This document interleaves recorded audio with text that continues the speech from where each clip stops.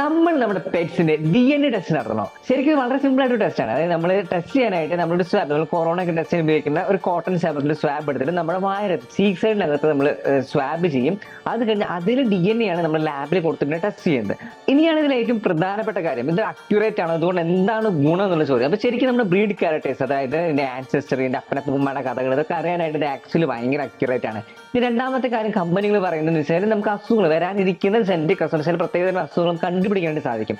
പക്ഷേ ഈ പറയുന്ന എല്ലാ കാര്യങ്ങളും വരണം നിർബന്ധമൊന്നുമില്ല, സാധ്യതയുണ്ട് എന്ന് മാത്രമേ നമുക്ക് പറയാൻ പറ്റുള്ളൂ. അപ്പൊ ഇതൊരു ഡോക്ടറെ കാണുന്നതിനുള്ള ഒരു പകരമൊന്നുമല്ല, പക്ഷെ ഒരു കൂടുതൽ ഇൻഫോർമേഷൻ നിങ്ങളുടെ പെറ്റ്സിനെ കുറിച്ച് അറിയാനായിട്ട് അത്ര മാത്രമേ ഉള്ളൂ. ഹിപ്പ് ഡിസ്പ്ലേഷൻ എന്ന് പറയുന്ന അസുഖം, ചില ഹാർട്ട് ഡിസീസുകൾ, ഇതൊക്കെ നമുക്ക് ഇവർക്ക് വരാൻ സാധ്യതയുണ്ട് എന്ന് നമുക്ക് മനസ്സിലാക്കാൻ സാധിക്കും. അതനുസരിച്ച് ഡയറ്റും അവിടെ എക്സസൈസുകളും ഒക്കെ നമുക്ക് ക്രമീകരിക്കാൻ സാധിക്കും.